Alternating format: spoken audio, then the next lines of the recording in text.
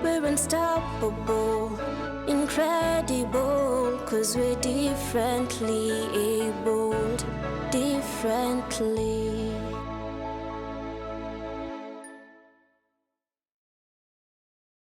Hello there and welcome to this exciting episode of Able Differently, a program like no other. 2019 was a year where we expected to see a lot in persons with disability, and we saw it. We saw potential in line with careers, talent, and education. Here are the highlights. 'Cause we're differently abled, differently. Sports is a key avenue in promoting inclusion among students with special needs. That's why the government and non-government organizations organized the 2019 National Athletic Sports Games in Kakamega County. Take a look at that story. If you thought that special need children are not sporty, then think again. The Kenya National Athletics Championships for pupils with special needs went down in Kakamega County with the theme of nurturing talents in learners with special needs through sports. We are having the National Athletics corridor going on, where we have 6 disciplines competing in the 6 venues. We have the physically challenged, or the PH rather, people like calling them so. We have the VI, the visually impaired, but the different venues. We have the deaf bride, who are just behind me. We have also the HIs, that is the people with the hearing impairments. We have also people with the intellectual challenges. Formerly, people used to call them the MH. And the other team, the autism. For the last couple of decades, the government and non-governmental organizations in the special needs sector have been aiming to achieve the implementation of the guiding principle of inclusion through sports at all levels in the society. The government is embracing the CBC curriculum, competency-based curriculum. Our children may not really get the academics as such, but now competency-based, some of them are very good in sports and other activities. So this is very important for the children, because we shall find where we can place the child, where he's competent enough, where he can excel in life, because it's not only through books that we excel, but we excel through other ways. So when we nurture them here, they go out there. That could be their line of vocation. That is the way they can live in life. So what is happening now, you might look at it and possibly realize that they might not really be doing those elite kind of activities. But you see, the issue here is participation. We want every child to be included and to participate within their abilities. The prominent participation of deaf-blind pupils in this year's event has opened up possibilities for inclusion of minority conditions in these games. We thought that deaf-blindness was also important, and we wanted to give a lot of attention. But most importantly, deaf-blindness is a small, sometimes not known disability, and we felt that we wanted to increase its visibility. These sports events have been perhaps the main avenue where children with disabilities from across the nation meet, interact, and learn from one another. Sports and games are important. One, we know they bring what we call physical fitness. 2, there is enjoyment, there is relaxation, and there is that aspect of mingling, coming together from different places. We learn one another, and we are able to mingle and to cooperate together. For disability, sports tears down the barrier of stigma, and it promotes inclusion. Even though these pupils may not participate in jet-set sports activities, the spirit of sportsmanship is evident. You only need a little patience.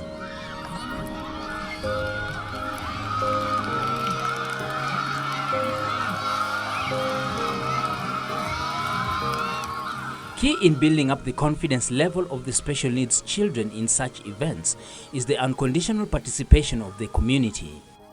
The society, just like any other society, puts these children as the last. They don't see them being able to do anything. And they are the people that we are telling, come out and see that we are abled differently. We can't perform in our own way. Anasema kuwa wange support wanafunzi wale wako na disabilities, because every human being, Allah created him how Allah wants He created him, and we can show them as a love, and we can show them a respect. When we are invited to a place like we are in Kakamega, Mukumu and Musingu, it's critical that we invite the local community to come and witness, to come and cheer, to come and support, just the same way they would for any other games. That way the community learns so much. It helps the community to appreciate the talents, but also see that disability is not inability. Most importantly, you might realize that within the community, there are kids who have been hidden away, there are kids who have not been given a chance to come to school, but through sports, then we create that awareness that helps parents to actually get their children with disabilities to school.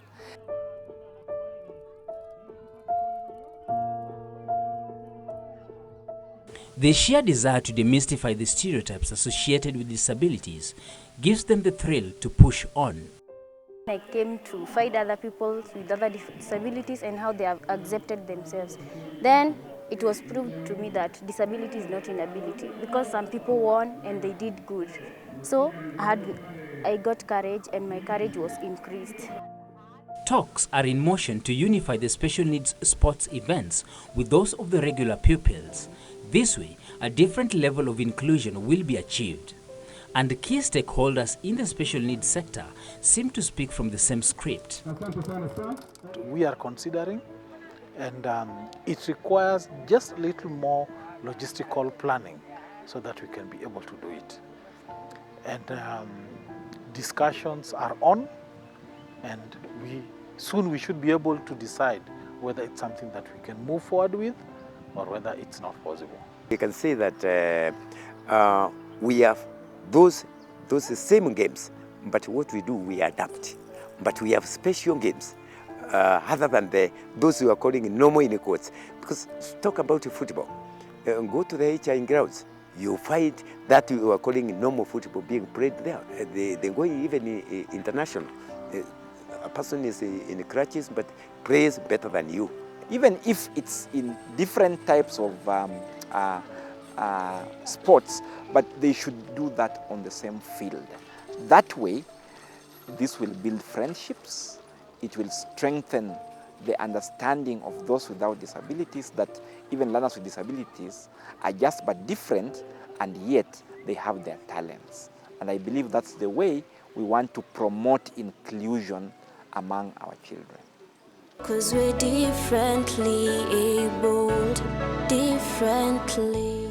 'Cause we're differently abled, differently. Erica has spinal muscular atrophy condition, and her mother has gone out of her way to ensure that her needs are met. Take a look. But I'm gonna start again. It's not every day you'll meet people who are living jovial despite the uncertainty that lay their way. Such is the case of Erica and her mom, Helen. Helen explains that Erica's delivery was a nightmare itself, a process that almost took her life. Ilifika point, wanamvuruta, wanashika, they were really wanampush kabisa. Na daktari mwingine alikuwa amesimama kwa melini kwa kiti, anajaribu kufinya huku, anikaa sasa wanamsukuma, and then one nurse akafanya makosa, akaleta makasi, akakata. So ile kukata alikata, akafikia vein. I bled to death, pronounced. To death ile like nilibleed, cause pia hospitali ilikataa, cause I think kwa sababu walijua ni nini inaendelea, wakakataa familia yangu isingie ndani. So wako nje, but hawajui nini inafanya nini inaendelea. So you can imagine una bleed na vitu zinatoka ni clots.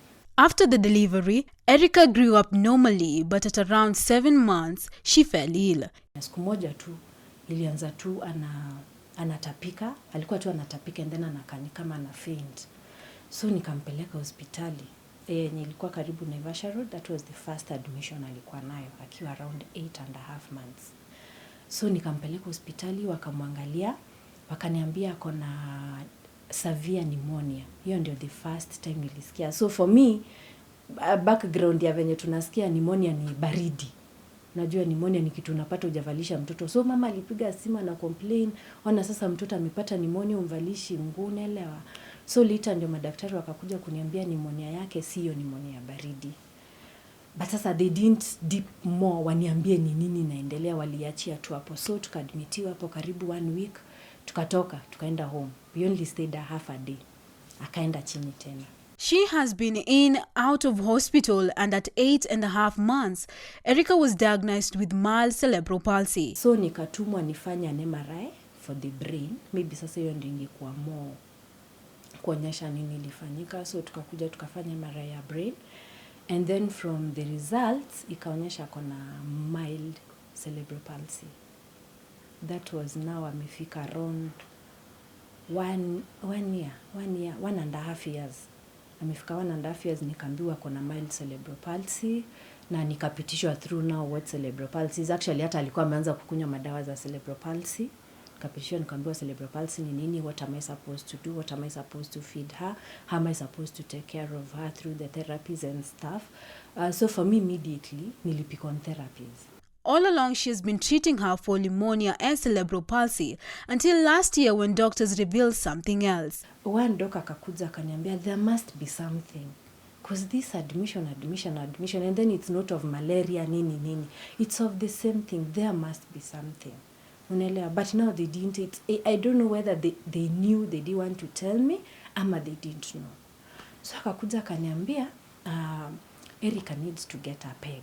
I'm like, what's a peg?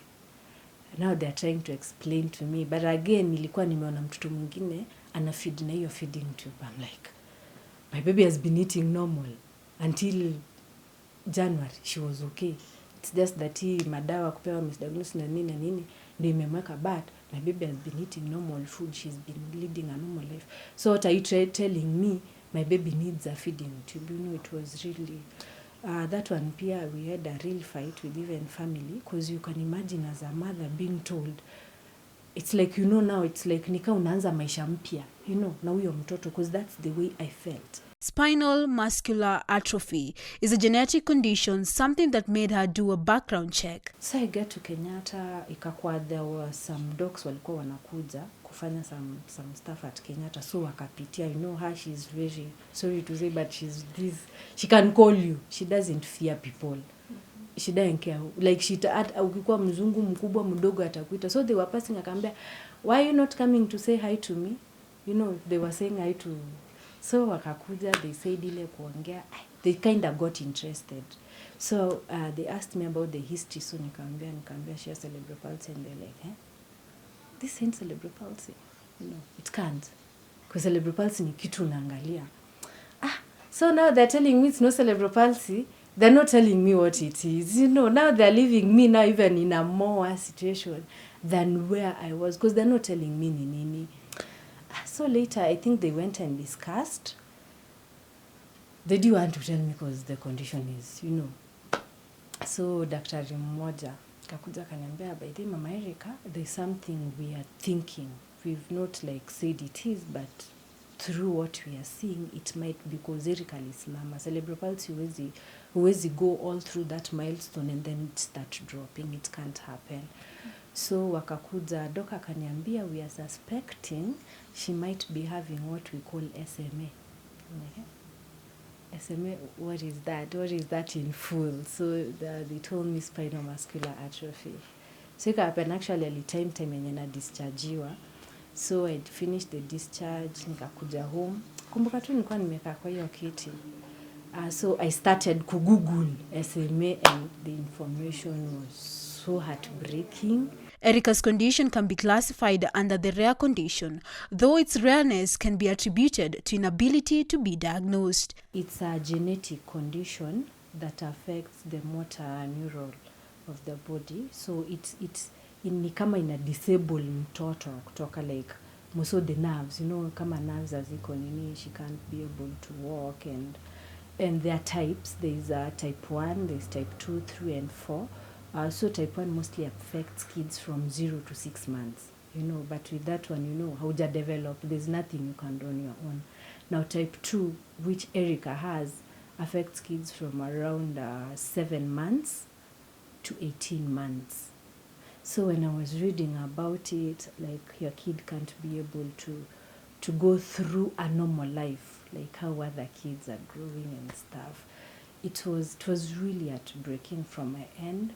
Helen's greatest fear is the lifespan attached to this condition. Now they told me what SMA is all about, and in it they have even said it have a lifespan.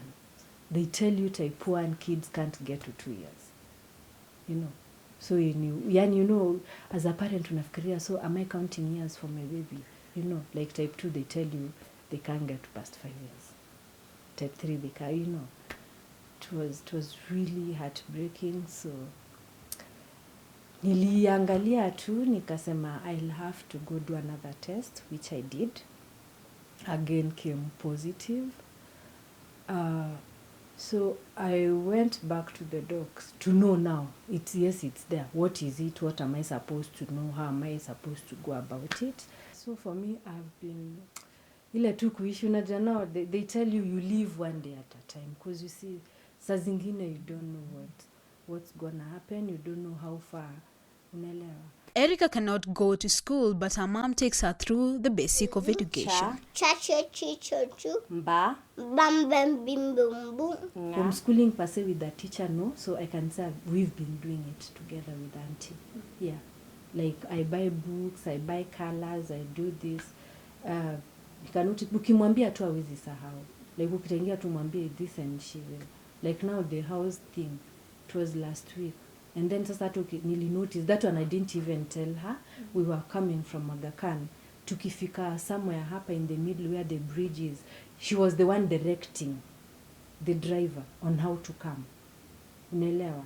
So ni kitu tu I think alizaliwa nayo. Yeah, kitu alizaliwa nayo. So for now sijampeleka shule.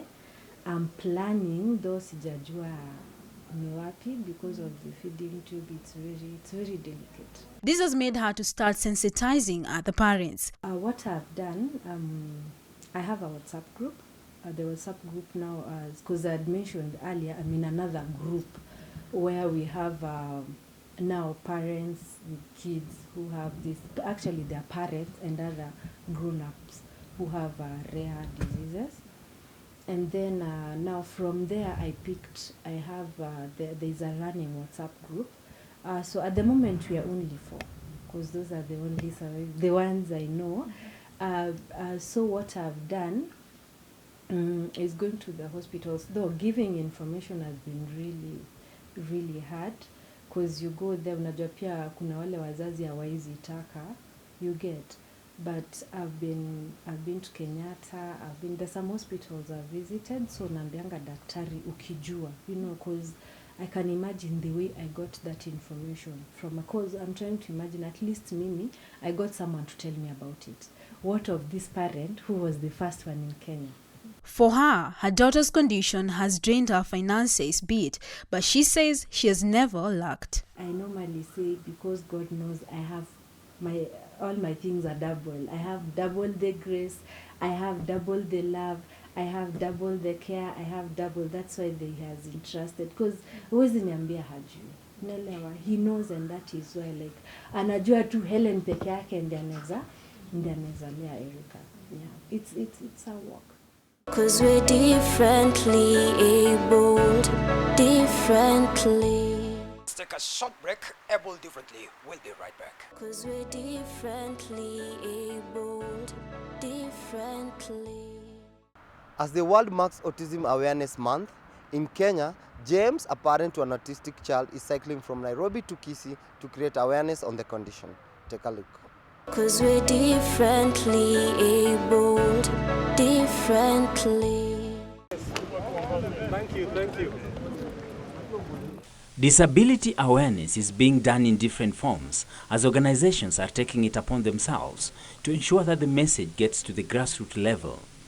April is World Autism Month, and on 2nd of April, Andy Speaks and Dazzling Center for Autism in Kisii have partnered to create awareness in 15 counties and raise funds to equip the occupational therapy room at Dazzling Center. What generally we want to do with this campaign of the cycling is to raise awareness, because as parents, one of the things from what research we have done is that they say that there is a lot of stigma. They have no information of what once they've been diagnosed, like you told your child is autistic, then where do you go from there?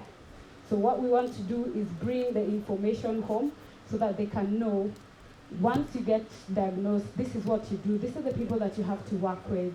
So we have organized for the cycle that we're going to do 15 counties, from Nairobi to Kisii. Why Kisii? Kisii is where James and I come from, so we're going back home to make the change. There is a school there that he's set up, so we want to set up a new occupational therapy center, because from here to Kisii there is no equipped occupational therapy center. We have hospitals, but we do not have the proper equipment. What we get normally is the massage for the children, which is the bare basics. So we'd like to have at least one center to cater for those counties, so that the parents do not have to travel from all the way from Kisii to Nairobi to get the services, which is something that is also expensive. A ceremony was organized at the KICC to flag off James, the director of Dazzling Center, who will be cycling for 18 days from Nairobi to Kisii. On this 1,000-kilometer bike ride, I assure you, I'll face all the difficulties. I'll go through mountains. You see there's drought. I'll go through a lot of hardship, but I'm prepared. The only one thing that I will request you is support this cause. It will go a long way to make the future brighter for all the kids with autism and also neurological conditions.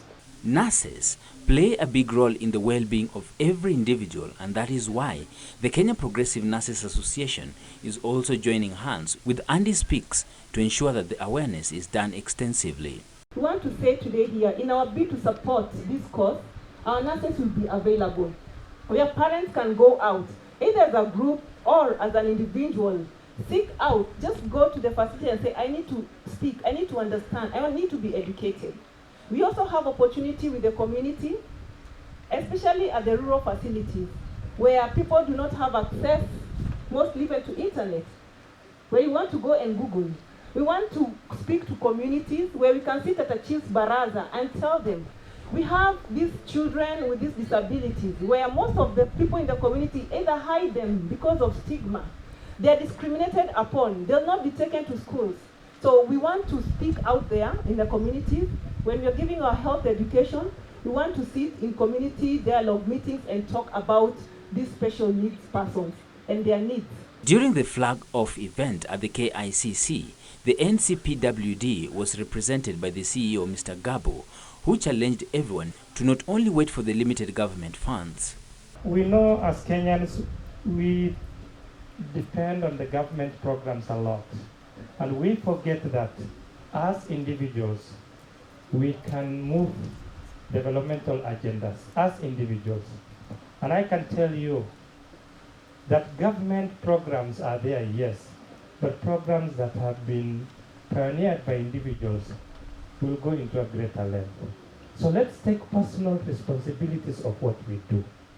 Not just because there are rules and regulations, let's move it further. His sentiments were echoed by Honorable Tim Wanyonyi, who was also at the event.